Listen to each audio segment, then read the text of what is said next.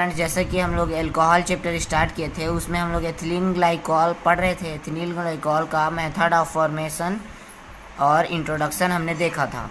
अब बारी है उसकी फिजिकल एंड केमिकल प्रॉपर्टीज़ पढ़ने की। तो आज मैं physical properties of ethylene glycol और chemical properties of ethylene glycol को एक्सप्लेन करूँगा।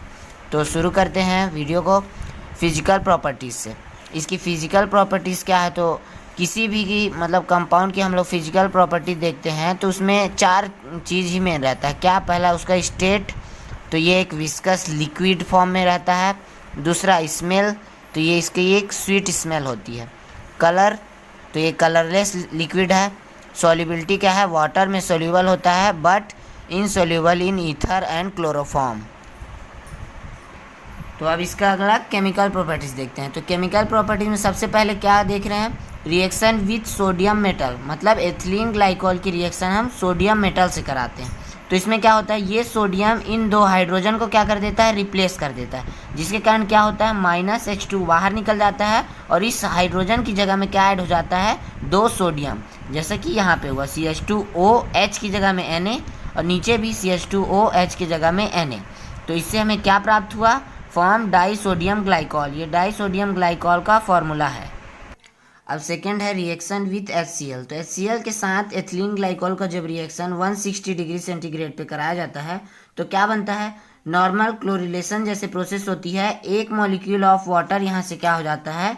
रिमूव हो जाता है। ये यहाँ से H2O रिमूव हुआ और ये Cl CH2 के साथ जुड़ जाता है, जिससे क्या बना? हमें पहले मोनोक्लोरोग्लाइकॉल बनता है।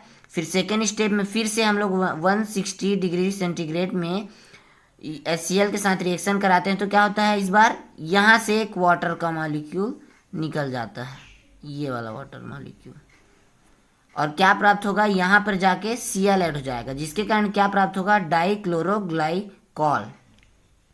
अब थर्ड क्या है? Reaction from acetic acid. अब एसिटिक एसिड से रिएक्शन कराते हैं CH3COOH। इसको मैंने इस फॉर्म में इजी वे में एक्सप्लेन करने के लिए लिखा है। तो यहाँ पर क्या होगा? ये जो H प्लस है और ये CH3CO माइनस, तो ये H प्लस इस के साथ टोटल क्या बना लेगा? -H2O बना के निकल जाएगा और CH2 से डायरेक्ट क्या अटैच हो जाएगा? O minus OCCH3। तो यहाँ पर वही हुआ है CH2O इंटू OCH3। अब इसका अगेन हम लोग एसिटिक एसिड से रिएक्शन कराते हैं H2SO4 के प्रेजेंस में। तो यहाँ पर फिर से वही चीज़ होगा, -H2O निकलेगा, लेकिन इस बार यहाँ से H2O निकलेगा और ये जो पूरा का पूरा ग्रुप है वो इस CH2 के साथ में जुड़ जाएगा। तो क्या प्राप्त होगा? पहले मोनो एसीटेट ग्लाइकॉल, फिर डाई एसीटेट ग्लाइकॉल। अब फोर्थ रिएक्शन क्या है? PCl5 से रिएक्शन कराना है, फॉस्फोरस पेंटाक्लोराइड से। तो एथिलीन ग्लाइकॉल की रिएक्शन जब PCl5 से कराना है, इसको इजी वे में हम लोग ऐसे भी देख सकते हैं। यहाँ 5 क्लोरीन है, जिसमें से इस एक ऑक्सीजन को लेके 3 क्लोरीन POCl3 बना लिया। अब यहाँ पे कितनी क्लोरीन बची? 2 क्लोरीन, जिसमें से 1 क्लोरीन यहाँ पे जाके ऐड हो गई और यहाँ का जो H है वो उस बचे 1 क्लोरीन के साथ HCl बना लेता है। तो टोटल कितनी क्लोरीन हो गई? 3, 1 4 और 1 क्लोरीन यहाँ पे ऐड है इसकी जगह में CH2 के साथ, तो 5 क्लोरीन हो गई। अब एक फॉस्फोरस है तो यहाँ पे एक फॉस्फोरस के हो गया।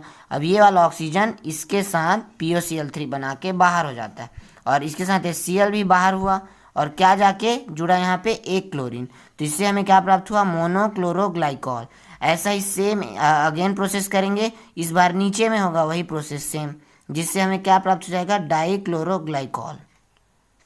अब अगला क्या है? Reaction with HI। Hydrogen iodide से रिएक्शन कराते हैं तो यहाँ पे जो 2H है ये इस OH के साथ में क्या बना लेगा? -2H2O। और यहाँ पे जो 2 आयोडीन है उसमें से एक आयोडीन यहाँ पे जाके जुड़ेगा और एक आयोडीन नीचे में, तो जिसके कारण क्या बनेगा? डाई आयोडोग्लाइकॉल। अब अगला क्या है? Reaction from HNO3।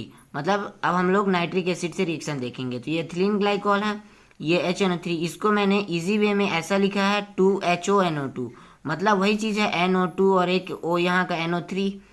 तो यहाँ से क्या होगा? सेम प्रोसेस वही, 2H2O यहाँ से निकाल लेंगे तो -2H2 है और ये जो ONO2 है दो मॉलिक्यूल यूज किए हैं तो एक मॉलिक्यूल ONO2 ऊपर में और एक मॉलिक्यूल ONO2 नीचे में ऐड हो जाएगा, तो जिससे क्या प्राप्त होगा CH2O into NO2, CH2O into NO2। इसको क्या बोलते हैं, die nitro glycol.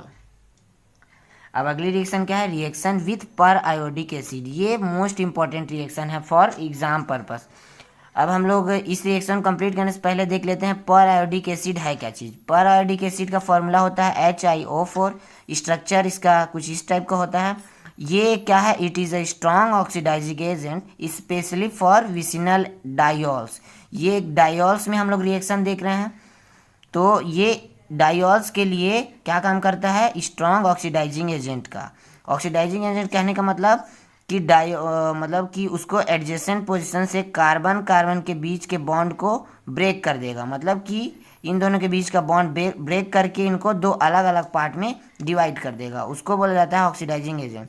It break down the vicinal diols, मतलब ये क्या करता है, डायोल्स को ब्रेक डाउन करता है। विसिनल कहने का मतलब क्या है, कंपाउंड में यदि एडजेसेंट पोजीशन में दो OH हों तो उसे विसिनल डायोल कहा जाता है। ये उसका एडजेसेंट पोजीशन है, इसमें दो OH ग्रुप जुड़े हैं, इसलिए इसे क्या कहा जाएगा, विसिनल डायोल्स। अब इसकी रिएक्शन देखते हैं। तो ये एथिलीन ग्लाइकॉल जब पर आयोडिक एसिड के प्रेजेंस में, या तो इसी के जैसे एक स्ट्रॉन्ग ऑक्सीडाइजिंग एजेंट है लेड टेट्रा एसीटेट, ठीक। तो इसके प्रेजेंस में जब रिएक्शन कराई जाती है तो क्या प्राप्त होता है, फॉर्मेल्डिहाइड बनता है। ये रिएक्शन कैसे हो रही होगी, मैंने बताया था ऑक्सीडाइजिंग एजेंट क्या करता है, कार्बन कार्बन के बीच का बॉन्ड ब्रेक कर देता है। अब यहाँ का बॉन्ड टूटेगा तो कार्बन की वैलेंसी कितनी हो जाएगी, 3, ये बॉन्ड तो टूट जाएगा।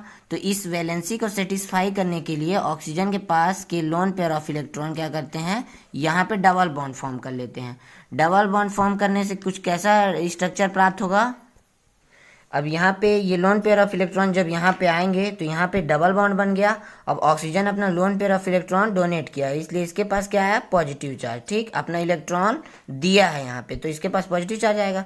सेम यहाँ पर भी पॉजिटिव चार्ज। अब इस पॉजिटिव चार्ज को सेटिस्फाई करने के लिए ये एसिडिक हाइड्रोजन इसके पॉजिटिव चार्ज को क्या कर देगा, सेटिस्फाई कर देगा, और क्या निकल जाएगा, -2H2 के रूप में बाहर हो जाएगा, और हमें कैसा कंपाउंड प्राप्त होगा।